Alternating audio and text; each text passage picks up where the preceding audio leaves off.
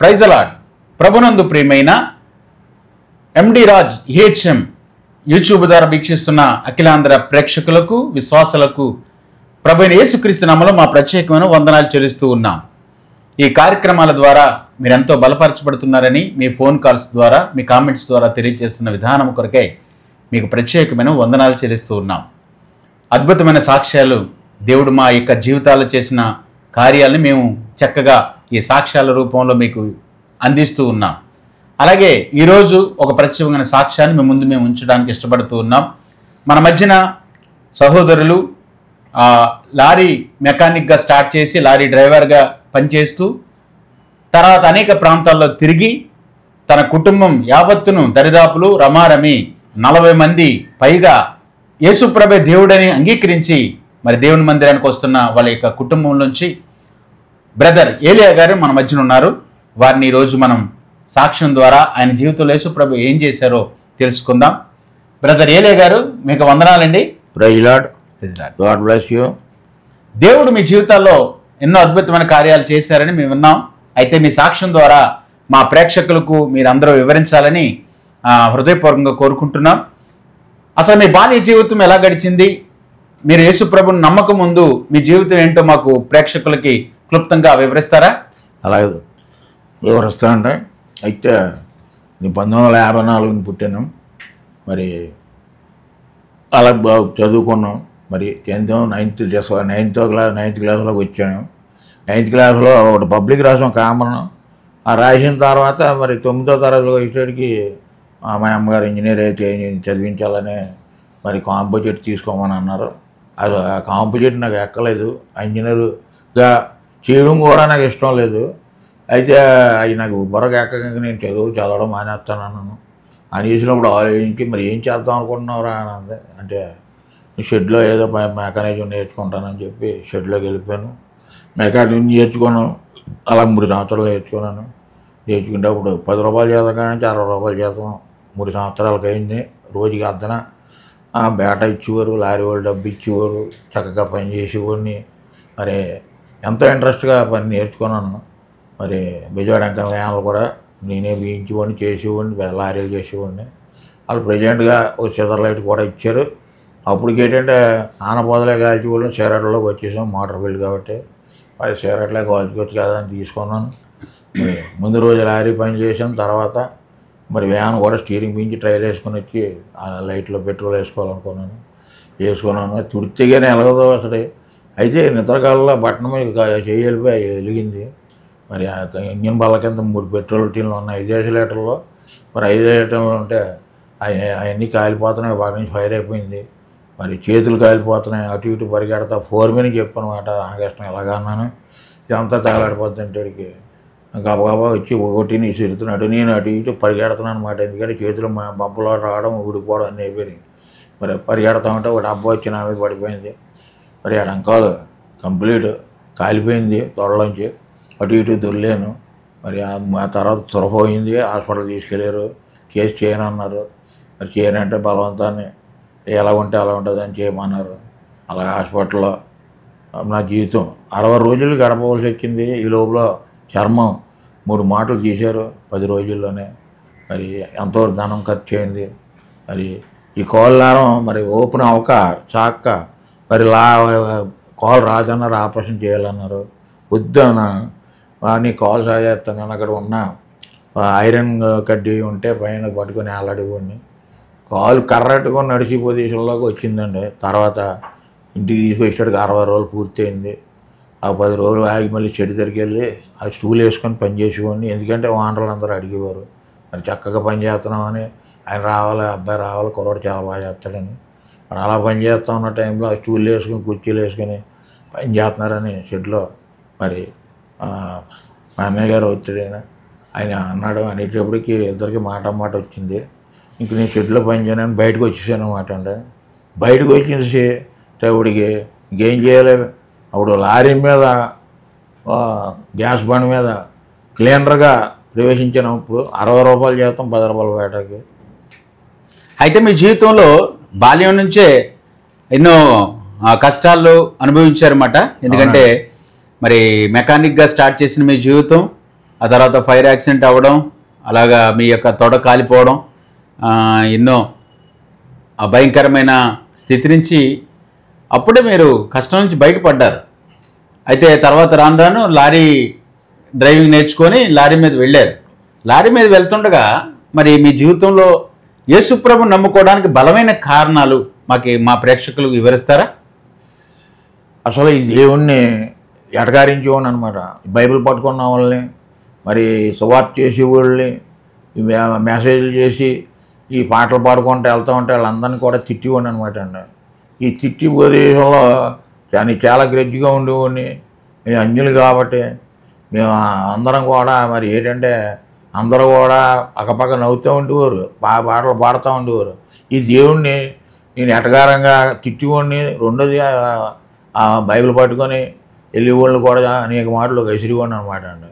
అయితే ఈ దేవుణ్ణి మరి నేను నమ్ముకున్న కారణం ఏంటంటే మరి నా జీవితంలో అలా లారీ మీద తిరుగుతా, మెకానిక్గా తిరుగుతూ ఉన్న టైంలో మరి నాకు మ్యారేజ్ అయింది. మ్యారేజ్ అయిన తర్వాత మరి కాకినాడ పట్టణం మరి అమ్మాయి 7 అప్పచెల్లాళ్ళు, రెండో అమ్మాయి అన్నమాట.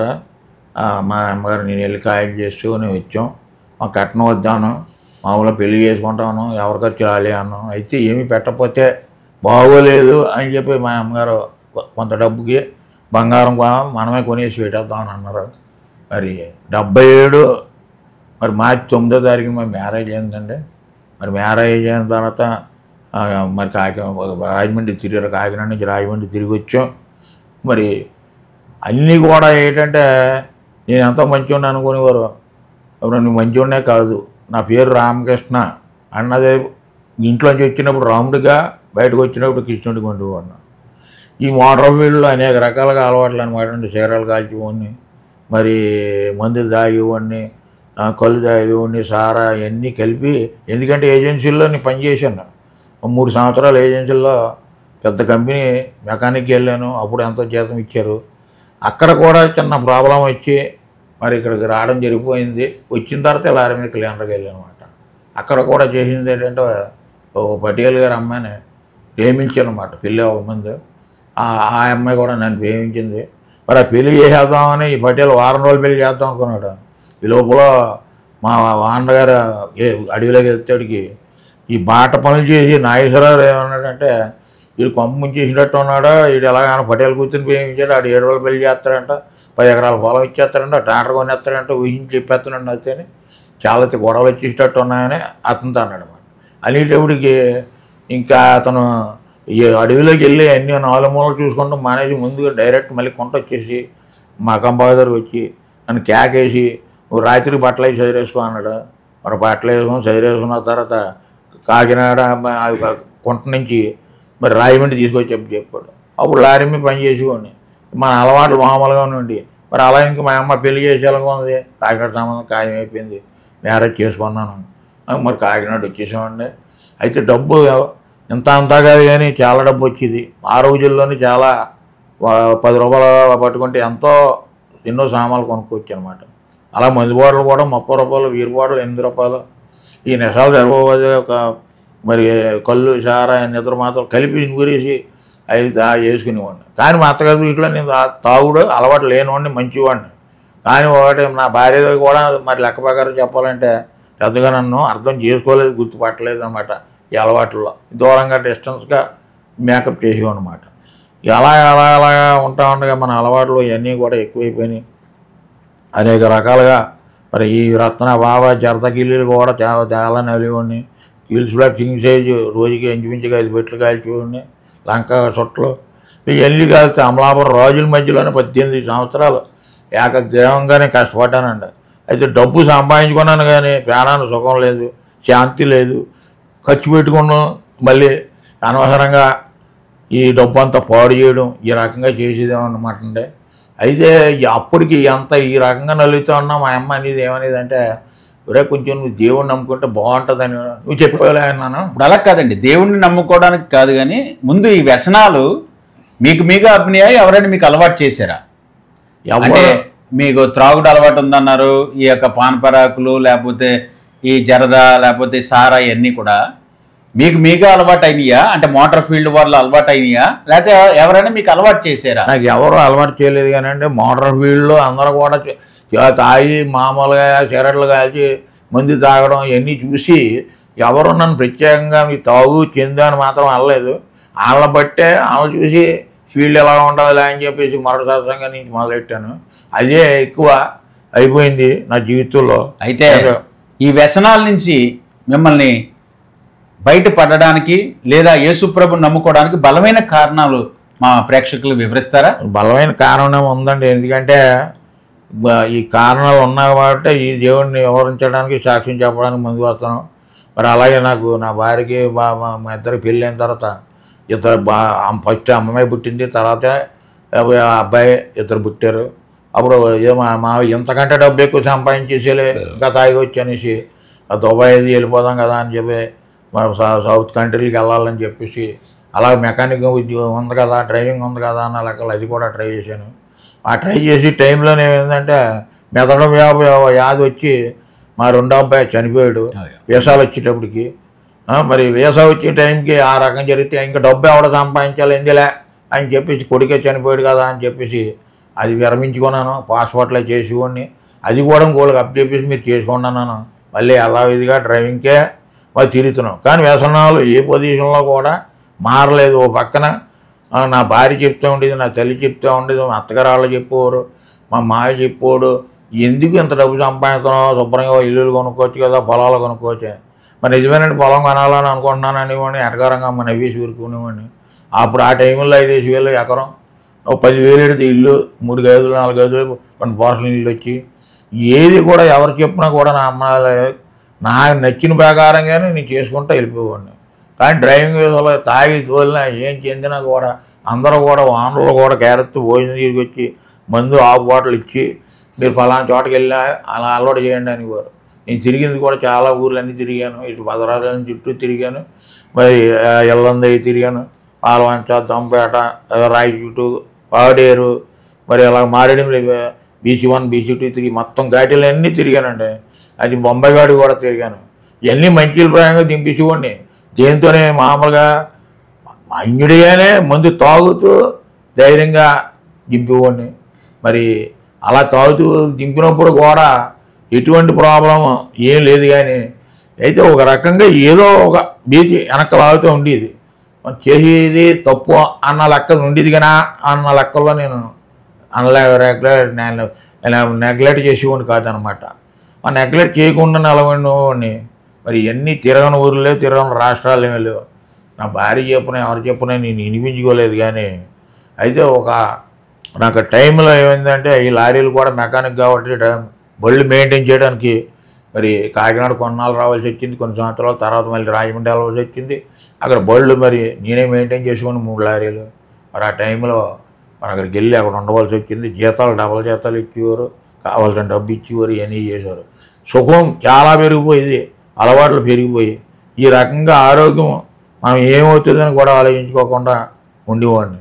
అయితే మా ఆవిడ అనేది ఒకటే అనేది, ఎందుకంటే బాబు ఎలా తాగుతారో చేస్తారు ఇవన్నీ మా అమ్మాలు పూర్తి తెలియదు చెందటే తెలియనే అనుకోకుండా వాళ్ళు తెలిసి తెలియనట్టుగానే ఊరుకున్నారు అన్నమాట.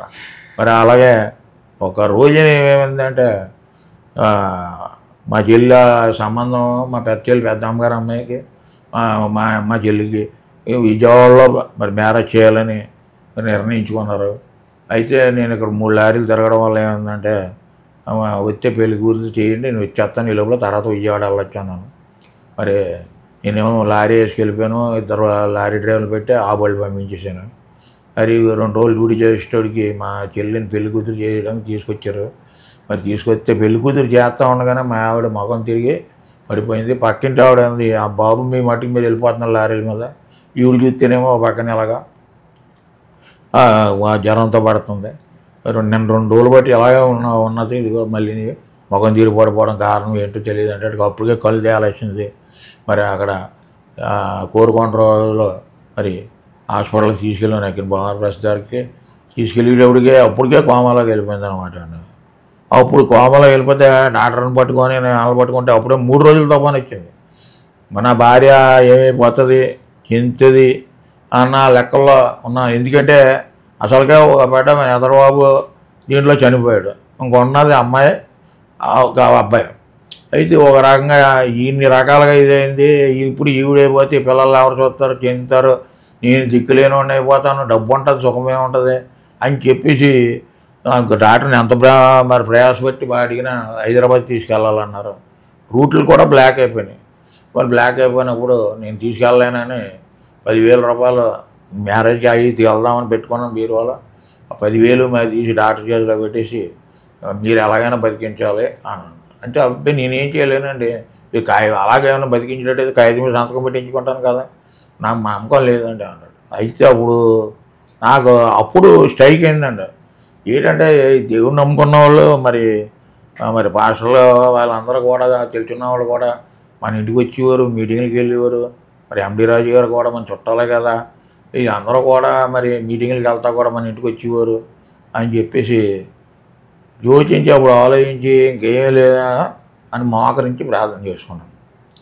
చేసుకుంటే తప్పు అయిపోయింది. మరేవా ఇంకెప్పుడు కూడా నేను దూషించను, నా భార్య బతికి ఉండాలి, నా పిల్లలకు చూసుకునేటట్టు ఉండాలి, మరి నిన్నే నమ్ముకుంటాను అని చెప్పేసి దేవుణ్ణి మోకాల మీద ఉండి అడిగాను. అడిగినప్పుడు దేవుడు నాకు మాట్లాడి వెంటనే ఏం సమాధానం ఏమీ ఇవ్వలేదు. కానీ ఆ రాత్రి 12 గంటలు దాటిన తర్వాత ఒక వెలుగు కింద దర్శనం ఇచ్చాడు. ఉదయకాలం అయ్యేటికి హోమాలకు వెళ్ళిన నా భార్య మరి చిన్నగా కొద్దిగా ఇలా గిల్లి తెలిసినట్టుగా కొద్దిగా వచ్చిందని నర్సు పరిగెడుతుంది, డాక్టర్ అని కాకపోతుంది. కొద్ది స్లోలోకి లైట్గా తెలుస్తుందని వెళ్ళేటప్పటికి అప్పుడు నా వెళ్ళిన డాక్టర్ని తీసుకొచ్చేటప్పటికి అప్పుడు ఆ డాక్టర్ అన్నాడన్నమాట, ఏంటి పర్వాలేదండి, కేసు టేకప్ చేయొచ్చు, కోమాలకు వెళ్ళిన వాళ్ళకి 3 రోజులకి రారు, 10 రోజులకి రారు, 3 నెలలకి రారు, 6 నెలలకి రారు, కావునికి వీడికి వైద్యం చేయడానికి అవకాశం స్పర్శజ్ఞానం ఉంది కాబట్టి మేము చేస్తామండి, ఏం అవ్వదు పర్వాలేదు అన్నారు. అప్పుడు అన్నాడు ఆ డాక్టర్, ఎవరు రక్షించారు అని చెప్పన్నాడు. అప్పుడు చెప్పనమాట అండి, డాక్టర్ గారు నేను అనేక రకాలుగా నేను చాలా ఎందుకు ఇదిలైన ఖర్చులతో మధ్యలోని అందరినీ తిట్టివ్వండి, చెందివ్వండి, యేసుప్రభువు నమ్ముకున్న వాళ్ళు ఇంకా బాగా తిట్టివ్వండి, మరి ఆ దేవుడిని మోకరించి నేను ప్రార్థన చేశానంటే వెలుక్కిన దర్శనం ఇచ్చాడు, అదేనండి ఆ దేవుడే రక్షించాడు అని అక్కడే సువార్త చేశాను అన్నమాట అండి. అది అక్కడ మీ జీవితంలో యేసుప్రభుని తెలుసుకోవడానికి బలమైన కారణం అదేమాట అండి. ఎందుకంటే మీ భార్య విషయంలో దేవుడు అద్భుతమైన కార్యం చేశారు. అయితే యేసుప్రభుని నమ్ముకున్న తర్వాత మీ జీవితం ఎలా గడిచింది? యేసుప్రభుని నమ్ముకున్న తర్వాత నా జీవితం ఎలా గడిచిందంటే అండి, నా భార్య బతికింది, ఆ 10,000 రూపాయలు ఆ డాక్టర్కి ఇచ్చింది 3 రోజులు తిరిగిస్తే వద్దు మేము నర్సులు గురించేసుకున్నాను. నా భార్య బతికింది అని చెప్పేసి 4వ రోజు ఇంటికి తీసుకొచ్చేసాం. అక్కడ కానీ మళ్ళీ నా లారీ డ్యూటీ నేను చేసుకుంటా ఉన్నాను. నాకు అన్నవరం దగ్గర అంశారంలో కురవాడు ఒకటి క్లీనర్ ఉండేవాడు, పెంటారావు అని. అయితే ఏమండి అలవాట్లన్నీ మార్చేశారండి అమ్మగారి గురించి. మా అన్నయ్య ఎలాగా హార్ట్ అటాక్ వచ్చి చచ్చిపోయాడు, తాగి మానేసాడు, మీలాగా వెంటనే చచ్చిపోయాడు అన్నాడు. అనేటోటికి వావా ఇప్పుడు ఆవిడ చచ్చిపోతానేమో, నేను దేవుడిని నమ్ముకున్నాను, ఇప్పుడు నేను అలవాటు మానేసుకుంటే మళ్ళీ ఏం చచ్చిపోతే వాళ్ళకి ఎవరు ఉంటారు అన్న లెక్కలో నాకు నరసాపురం ఎమ్మెల్యే గారు బంకులు కలిగి ఫేమస్గా తిరిగి కూడా ట్యాంకర్లు వేసుకొని. అయితే అన్నీ తిరిగినప్పుడు కావాలి వాళ్ళతో బెందకోట్లో కాపుబాట్లు తెప్పించుకొని అది తాగామండి. అది తాగేసి సరేలేరా ఎందుకైనా మంచిది, మళ్ళీ నా పిల్లల తండ్రి లేరని మళ్ళీ ఒక వెనకాక అడుగేసాను. మరి అలా తాగి కింది ఒక వారం 10 రోజులు అలా తాగానండి. ఈ లోపల నా భార్యకి ఏమందంటే ఒకటే అందే, ఏమండి దేవుడిని నమ్ముకున్నాను అన్నారు కదా, మరి ఆ దేవుడే కార్యం చేశారని చెప్పారు, మళ్ళీ మీరు తాగేస్తా ఉంటే మళ్ళీ ఏమవుతుంది, ఏ రకంగా అనర్థాలు వస్తాయో చూసుకోండి, మీరు తాగుడు మానేయండి, లేకపోతే నేనైనా వెళ్ళిపోతాను బయటకు అన్నది. అయితే నేను అలా కూడా కాకుండా ఇద్దరం కలిసి గారు డిస్కషన్ వచ్చింది మాట. ఇద్దరు పిల్లలు ఉంటా ఉన్నా వాళ్ళ పక్కకి వెళ్ళి ఆడుకుంటా ఉన్నా ఈ డిస్కషన్ పడ్డాం అనమాట అండి. అంటే వచ్చిన వాళ్ళే అందరూ కూడా స్కూల్లో చదువుకున్న వాళ్ళే, హై స్కూల్లో అట్లా ఏంటి. అయితే అప్పుడు 3 క్వార్టర్ మందు తీసుకున్నానండి. పేపర్ మిల్ దగ్గరకు వచ్చిన తర్వాత 4 సారా 10 రూపాయలు సారా తాగాను. అలా ఎప్పుడూ వైట్ బట్టల లాల్చీ సారా అగ్గిపెట్టి సారా పెట్టి చొట్లో ఈ రత్నజారతకి ఇల్లు పెట్టుకొని టిప్ టాప్గానే ఉండేవాడు 3 బస్తాలు నాన్నగారు. మరి అలా వచ్చేటోడికి పేపర్ మిల్ రౌండ్ సర్కిల్ దగ్గరికి వచ్చేటికి ఎందుకు ఏడుతున్నానో తెలియదు, ఆకాశం చూస్తా ఏడిచేస్తున్నాను. మరి ఓ చేతిలో చూస్తే ఒక గ్లాసులో సగం రక్తం కనబడుతుందండి. ఇలా పట్టుకొని గ్లాస్ ఎత్తి ఏంటి వాటర్ బాటిల్ని తాగేసి పడేసాం కదా, ఈ చేతిలో గ్లాస్ పెట్టి రక్తం ఏంటి అని మళ్ళీ కళ్ళు వికలించుకొని చూస్తే రక్తమే అందులో కనపడ్డది. అప్పుడు మరి దేవుడికి పశ్చాత్తాపడి అడిగాడు, ప్రభువా చేసిన తప్పే, నా భార్య బతికించో, నా అలవాట్లు కూడా మానేసుకుంటాను, రక్తం తీసుకుంటాను అని అన్నాను, చేసిన తప్పే మళ్ళీ వారం 10 రోజుల్లో, మరి ఇంక జీవితంలో ఎటువంటి గొడవకి నేను ఇంకా తాగడం చెందడం అటువంటి ఏమి లేకుండా అలవాట్లు మార్చుకుంటాను అని చెప్పేసి నేను ఇక్కడ ఇంకా రాయమండ్రి పట్టణంలో ఉన్నాను, నేను కాకినాడ వెళ్ళిపోదాము. ఎందుకంటే మా పినిగారు అబ్బాయి వాళ్ళ పాస్టర్లో మరి అందరూ కూడా మేము ఒకప్పుడు కాకినాడలో దగ్గర ఉండేవాళ్ళం. ఇప్పుడు ఈ ఎండి రాజు హెచ్ఎమ్మన్న మరి రాజుగారు పినిగారు అబ్బాయి వచ్చాడు, మరి ఎన్నో రకాలుగా అంతకుముందు మమ్మల్ని ఎన్నో కుర్చీలు పెట్టేవారు, చెందేవారు. ఇంకా రాయమండ్రి రోజు కాకినాడ వచ్చేయాలనుకున్నాం. వాళ్ళు కూడా మా గురించి డబ్బులు ఖర్చు పెట్టారు. అంతకుముందు మేము మారకుండా రక్షణ తీసుకోమన్నాడు. మా చెల్లెళ్ళు కూడా ఎంతో ఇదిగా వాళ్ళ పెట్టిన తినేయడం, మేడ మీదకి వెళ్ళిపోవడం, అలా ఇటు తిరగడం ఇటు తిరగడం. కానీ ఆఖరణ నా భార్య వల్ల దేవుడు నన్ను దర్శించడం వల్ల మరి రాయమండ్రి నుంచి మరి కాకినాడ వచ్చేసాను. అది మేము 2000 సంవత్సరాలు అన్నమాట. మరి ఇంకా బాప్టిజం తీసుకోవాలనుకొని మరి బాప్టిజం వచ్చేసి ఒక కాకినాడ వచ్చేసి ఇంకా రక్షణ తీసుకోవాలి. మరి రక్షణ తీసుకొని మనం జాగ్రత్తగా ఉండాలి, మనం రక్షణ తీసుకోకపోతే ఏమైనా తప్పిపోతామో అని అప్పుడు నా భార్యతో ఇక్కడ వద్దు, మనం కాకినాడ వెళ్ళిపోదామని అన్నాం. మరి కాకినాడ వచ్చాను. మరి మా దైవజనుల ద్వారా మరి మా అల్లుడు మా అమ్మాయికి కూడా అప్పుడు అంజలి వివాహం అయ్యిందండి. అప్పుడు మా అమ్మాయికి గర్భవతి, మరి ఒక అబ్బాయి పుట్టాడు తులసూరి. అది కోమ కష్టం, ఆవిడ కూడా మరి డాక్టర్ అమ్మ నమ్మకం చెప్పలేదన్నారు. అయితే అప్పుడు కూడా మా కూడా ఉన్న వాళ్ళందరూ కూడా ప్రార్థన చేశారు. మరి అది కాన్పు అతి కష్టం మీద వచ్చి కాన్పు బాగానే డెలివరీ అయింది. మరి ఆ బిడ్డ కోమలాగా వెళ్ళిపోతుంది అని అన్నది. ఆ కూతుర్ని రక్షించాడు, మరి అబ్బాయిని రక్షించాడు. వాళ్ళ ద్వారా వాళ్ళు మాతోనే ఉండేవారు అనమాట అబ్బాయి. మరి అయితే ఇంకేమి ఎలా వెళ్ళిపోతున్నాం అని అన్నాం, అనేటట్టు మేము కూడా వచ్చేస్తాం అన్నారు. అంటే అప్పుడు ఇంకా వాళ్ళని కూడా తీసుకొని వాళ్ళ ఫ్యామిలీ అన్నీ కూడా మావి అన్నీ కలుపుకొని ఇంకా కాకినాడ రావడం 2000లో వచ్చాం. 2001 అక్టోబర్ 5వ తారీఖున మేము రక్షణ తీసుకున్నామండి. నా భార్య, నేను, మా అబ్బాయి, మా అల్లుడు, నలుగురు, ఇంకా చర్చిలో వాళ్ళు 14 మంది ఏకంగా తీసుకున్నాం. తర్వాత అబ్బాయి కూడా తర్వాత మ్యారేజ్ విషయంలో కూడా అబ్బాయి మ్యారేజ్ విషయంలో కూడా దేవుడు ఎంతో కార్యం చేశాడు. మరి కార్యం చేసి అబ్బాయిది కూడా పరీక్షిత వివాహమే, దానికి కూడా ఎంతో దేవుడు మాకు మేలు చేశాడు. మరి మా అబ్బాయికి ఇప్పుడు 2 ఆడపిల్లలు, అమ్మాయి డిగ్రీ అయిపోయింది, ఉద్యోగం రావడానికి సిద్ధంగా ఉంది. అమ్మాయి ఏమో ఇప్పుడు 7వ క్లాసులో 6వ క్లాసులో వస్తుంది. అయితే కొడుకు బిడ్డలు కూతురు బిడ్డలు అయితే ఒక అమ్మాయి ఉద్యోగం చేస్తుంది, మనోడు ఉద్యోగం చేస్తున్నాడు, స్లాబ్ కాంట్రాక్ట్. చాలా కష్టపడుతూ మంచి డబ్బులు తెచ్చుకుంటూ ఉంటారు. వాళ్ళు ఎవరిని అడగవలసిన పని లేదు, అబ్బాయి ఎవరిని అడగవలసిన పని లేదు. ఇద్దరికి భవిష్యత్తులో కూడా దేవుడు బాగా మంచిగా ఇచ్చాడు, ఒకళ్ళు పెట్టేవారుగా ఉంచారన్నమాట. అయితే మీ జీవితంలో మీ కుటుంబం అంతా చక్కగా దేవుడి సన్నిధిలో ఎదిగారు. దేవుడి యొక్క ఆ ప్రేమను బట్టి మీ కుటుంబం అంతా కూడా రక్షించబడ్డారు. మీ యొక్క కుమారుడు కుమార్తె కూడా రక్షణ పొంది వాళ్ళ బిడ్డలు కూడా చక్కగా దేవుడి సన్నిధిలో ఎదుగుతున్నారు. అయితే మీరు సువార్తను ప్రకటించారని మేము విన్నాం. అది ఎలాగా మీకు ప్రేరేపణ వచ్చింది? ఎలాగ సువార్తను ప్రకటించారు మీరు? అసలు మీరు సువార్తను ప్రకటించడానికి కారణం ఏంటంటే దేవుడు అనుదినం చదివి బైబిల్ ద్వారా మరి ఈ పరిశుద్ధ గ్రంథం అనమాట అండి. ఈ గ్రంథం రోజు పఠిస్తూ ఉండేవాడిని, చెందేవాడిని. అయితే దేవుడు ప్రేరేపణ, అది ఇంత చక్కని దేవుడు ఈయన మనం ప్రకటించాలి అన్న లెక్కల్లో మరి ఈ కాకినాడ పట్టణం అంతా కూడా నా భార్య నేను కూడా సువార్త చేసాం, పాంప్లెట్లు పంచిపెట్టాం. కానీ ఇంకా అనేక రకాల సైడ్ ఊర్లు కూడా వెళ్ళాం. నేను వెళ్ళకపోతే మన మరదల నాళ్ళని కూడా పంపించేవాడిని, చెందేవాడిని. అయితే దేవుడు ఒక రోజున కోడిపిల్ల దగ్గర చంద్రపల్లి అని గ్రామం వెళ్ళాం అనమాట అండి, మా పాస్టర్ గారు మేమందరూ కూడా. ఆ ముందు రోజు రాత్రి దేవుడు ఏమన్నాడంటే, నువ్వు మోకరించు, ఎండాకాలం టైం అనమాట, మోకరించి నువ్వు సాక్ష్యం చెప్పు అన్నాడు. సంచి చేసుకొని కూడా భోజనాన్ని తగిలించుకోమంట. అలాగే చేసి ఆయన దేవుడు చెప్పిన ప్రకారంగానే మోకరించి మరి ఆయన మండు టెండలో సాక్ష్యం చెప్పడం జరిగింది. మేము అప్పుడు సందర్భాలు వెళ్ళేటోడికి ఆ పాస్టర్ గారికి ఓ 10 మంది 12 మంది కంటే సంఘం ఉండరు. మరి అది పూరు గుడిసే అయితే ఎక్కువగా బలపడరండి అని ఆ పాస్టర్ గారు అన్నారు. ఆ సాక్ష్యం చెప్పినప్పుడు 4 రోడ్ల మధ్యలో చెప్పమన్నాడు. ఆ రోజు మీటింగ్ జరిపించి వచ్చాం. మరి జరిపించి వచ్చిన తర్వాత ఈ రోజున ఆ సందర్భాలు మరి గ్రామంలో అదే దైవజనులు ఈ రోజున 3-4 సంఘాలు నడిపిస్తున్నారు. ఎందుకంటే ఒక మాట నాకు అంగర్లో కలిసి ఏంటంటే అందరూ బలపడ్డారంటే చెందారు అన్నాడు. అంటే సాక్ష్యం గొప్ప అని కాదు, దేవుడు గొప్ప అని నేను చెప్తాను. ఎందుకంటే ఆయనే వార్త ప్రకటించాడు, శిష్యులు బాధ్యత చెప్పాడు.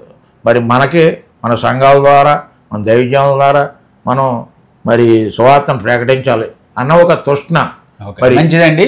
అయితే మీరు కాకినాడ పట్టణం అంతా కూడా సువార్తను ప్రకటించారు. అలాగే అనేక గ్రామాల్లో సాక్ష్యాలు చెప్పినప్పుడు నడి రోడ్లు మోకరించి ఆ యొక్క గ్రామం కోసం ఆ యొక్క ప్రజల కోసం కూడా ప్రార్థన చేశారని మేము విన్నాం. చాలా సంతోషం. మీ కుటుంబం అంతా చక్కగా దేవుడి సన్నిధిలో ఎదిగారు, దేవుడిలో ఉన్నారు. అయితే మీకు దేవుడు ఒక తలాంతు కూడా ఇచ్చాడని మేము విన్నాం. మరి పాటలు రాసి మరి పాటలు కూడా పాడారని విన్నాం. ఈ చివరగా మా యొక్క ప్రేక్షకుల కొరకు మీరు రాసిన పాటలో ఏమన్నా ఒక పాట పాడి అసలు రాయడానికి గల కారణం ఏంటో మా ప్రేక్షకులకు చెప్పి ఈ యొక్క సాక్ష్యాన్ని అయితే ఒకటే చెప్పడం నేను ఆపాను. అయితే నా భార్య నేను సువార్త ఎంత చేసాం చెందాం అన్నీ చేసాం, కనపడుతులు పంచాం. అయితే 2020లో మరి నా భార్య ఎక్స్పైర్ అయింది. మరి అయితే అప్పుడే చెప్పింది 2020లో ఏమన్నా దేవుడు నన్ను రమ్మన్నాడు, మీరు జాగ్రత్తగా ఉండండి అని చెప్పింది. అయితే అది కూడా నమ్మడం అంటే నీవు బాగానే ఉన్నావు కదా, ఆరోగ్యం నాకే బాగోలేదు, నాకు ఒక పక్కన ఆరోగ్యం ఎలా అంటే నిద్ర పట్టడం కాదు, బీపీ డౌన్ అయిపోవడం ఈ రకంగా ఉంది, ఊరికా నువ్వు ఏం తెచ్చిపోతావు అని అన్నాను. కానీ 2020లో ఆగస్టు 30వ తారీఖు మరి మన భార్య ఎక్స్పైర్ అయిందండి. అయితే ఈ ఎక్స్పైర్ అయిన తక్షణం మా చెల్లి హాస్పిటల్లో తీసుకెళ్తే అయిన కార్యక్రమం అయిపోయిన తర్వాత నన్ను కూడా పరీక్షించింది. పరీక్ష చేయింది ఏముందంటే నా ఒంటి మీద 25 రోజులు కరోనా ఉందంట. ఆ తర్వాత కరోనా దిగిపోయిన కిరణ్ గారు అన్నారు. అంటే ఎందువల్ల భరించి బతికాడో మాకే అర్థం కావట్లేదు, 25 రోజులు కరోనా ఉన్నదంటే అని చెప్పేసి మళ్ళీ మందులే వాడించారు. దాని తర్వాత ఎందుకంటే ఆట మీద ఇదివరకు ఇప్పుడు తాగి కూడా అంటే తాగి పడేసి కూడా అంటే వీళ్ళు కూడా కలుపుకునేవాడు కాదంటే కిరణ్ గారితో మా చెల్లి మరి అప్పుడు మందులు కూడా మా చెల్లి తీసుకుంది. ట్రీట్మెంట్ అంతా స్కానింగ్లు కలిపి డబ్బులు అవి కూడా చేయించి 21 రోజు మా దైవజనంలో అయితే డాక్టర్ ఏంటి హోమ్ వారెంట్లో ఉండిపోమని అన్నారు. మరి హోమ్ వారెంట్లో ఇంట్లోనే ఉండిపోయాను. ఒక పక్కన నా భార్య చనిపోయిందా టెన్షన్, నా బుర్ర పిచ్చెక్కిపోయినట్టు ఉండేది. ఏమి చూసి కాదు, ప్రెవ్వా నన్ను తీసిపోతే నీ పని ఉంది, నీ పని అయిపోయిన తక్షణం నన్ను తీసుకెళ్తాను, అంతవరకు కూడా నువ్వు ఆ మాట అనొద్దు ఏడొద్దు అన్నాడు. అప్పటి నుంచి ఆడటం మానేయాలనుకున్నాను. కానీ ఒక మాట ఏడిపోతుంది. దేవుడు నా భార్యను బాగా వాడుకున్నాడు, ఆవిడ సన్నిధానంలో ఉంది. మరి నాకు తలంతులు అంటే దేవుడు చెప్పిన ప్రకారంగా కొన్ని రకాలుగా మరి పాటలు నా భార్య చనిపోయిన తర్వాత కూడా 100 పుస్తకాలు మా జీవిత చరిత్ర కింద అన్నీ రాసాం. మేము ఎలా ఎప్పుడు వెళ్ళేది, మేము ఏ రకంగా ఉన్నాం, మేము ఎలా ఉన్నాం, మేము ఎప్పుడు స్వార్థ చేసాం, ఇవన్నీ కూడా రాసుకుని ఉన్నాం. ఎందుకంటే 21 రోజు ఖాళీగా ఇంట్లో కూర్చున్నాం కదండి. ఆ కూర్చుండంలో నా భార్య మీద ఉన్న ప్రేమ, దేవుని మీద ఉన్న ప్రేమ కొలిది ఒక బుక్ రాశాను, 100 బుక్కులు కొట్టించాను, కొన్ని సన్నిధానాలు పంచిపెట్టాను. అందులోను కూడా ఒక పాట రాశాను. నా భార్య మీద కూడా పాట రాశాను, దేవుని మీద పాటలు రాశాను.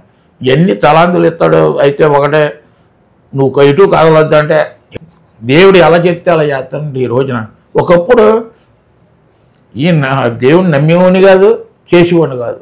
మేము రక్షణలోకి వచ్చిన తర్వాత మా రక్షణలో ఉన్న ఆనందం, మరి మా కుటుంబాల్లో ఉన్న ఆనందం, మరి మన పాస్టర్ ఎండి రాజు గారు, మరి పాస్టర్ గారు, సంఘం కొడుకులు అందరూ కూడా మాకు బంధువులే. ఇప్పుడు యాంకరింగ్ చేసి మా ప్రసాద్ కూడా మాకు అందరి దగ్గరే. మేమందరం కూడా ఆ రకంగా కలిసిమెలిసి ఉన్నవాళ్ళమే. ఏంటంటే ఎన్నో రకాల మా దైవజనులు 15 రాష్ట్రాలు వెళ్ళి 410 ఊర్లు దండయాత్రలో, ప్రతి దండయాత్రలో కూడా అందరినీ కూడా వాడుకుంటారు, చెందుతారు. అయితే ఒక మాట ఈ కాళ్ళు జున్ను ఎక్కువ తినేసానండి, వాతావరణం వల్ల అయిపోయి అన్నీ పట్టేసినాయి. అప్పుడు ఎనప దొడ్డెట్టుకు నడిచివ్వండి అండి, అలా కూడా లారీ తోలేవాడిని. అలాగే కూడా దేవుడు ప్రార్థన ద్వారా 7 రోజుల ప్రార్థన నూనె ద్వారా ఈ సొంత కాళ్ళు స్వస్థత ఇచ్చాడండి. మరి ఈ కాళ్ళు ఈ రోజు మోటార్ సైకిల్ ఆ లారీ కూడా పైకి ఎక్కి తోలగలను అంత శక్తి ఇచ్చాడు, మంచి ఆరోగ్యం ఇచ్చాడు. నా సమయం అయిపోయిన తక్షణం నేను తీసుకెళ్ళిపోతానంటే అప్పుడు కానీ ఏడుపు తగ్గించేశాను. ఎందుకంటే పరలోక రాజ్యంలో నా భార్య పిల్లలని వాళ్ళని అనుకోవద్దు, నన్నే కొనియాడాలి కీర్తించాలని యేసుప్రభు వారు చెప్పారు. మరి చెప్పిన ప్రకారంగానే అలాగే ఉంటాను. ఇప్పుడు బయటకు వచ్చినా నువ్వు వెళ్ళొద్దంటే వెళ్ళడం మానేస్తాను. ఒక పల్లవి ఒక చరణం, ఎందుకంటే తలాంతులు ఇచ్చినవి అన్నీ కూడా దేవుడు ఇచ్చినవి మనం పాడు చేసుకోకూడదు కాబట్టి అలాగే ఒక పల్లవి చరణం ఒక పాట పాడతానండి. పూర్తిగా కూడా కాదు, దైవంకి నా సాక్ష్యం విన్నవారు ఇంకా ఏంటంటే టైం సరిపోదు కాబట్టి ఈ రకమైన జీవితంలో మేము మెసేజ్లు ఇచ్చాను. యేసయ్య సువార్త చాటగా వచ్చాము, యేసయ్య మేలులు తెలుపుగా వచ్చాము. యేసయ్య సువార్త చాటగా వచ్చాము, యేసయ్య మేలులో తెలుపుగా వచ్చాము. అమ్మలార బాబులార అక్కలార తమ్ములార నాన్నలార రండి రండి రండి రండి వినండి. యేసయ్య సువార్త చాటగా వచ్చాము, యేసయ్య మేలులో తెలుపుగా వచ్చాము. యేసయ్య మాట బంగారు మూట, యేసయ్య మార్గం బంగారు మార్గం. అవునమ్మా, యేసయ్య మాట బంగారు మూట. ఎందుకంటే ఇది సత్యం అన్నమాట. మేము చవి చూసి రుచి చూసాం కాబట్టి. మరి యేసయ్య సువార్త చాటగా వచ్చాము, యేసయ్య మేలులు తెలుపుగా వచ్చాము. యేసంటే మతము కాదురా పరలోక మార్గమురా. అమ్మ తెల్లి అక్క, యేసంటే మతము కాదురా పరలోక మార్గమురా. నమ్ముకుంటే మోక్షమురా, నమ్మకుంటే నరకమురా. తగ్గివ్వండి. ఎందుకంటే ఈ నమ్ముకున్నాం కాబట్టి మాకు ఇచ్చిన ఆనందం మీరు అందరూ కూడా పొందుకోవాలి.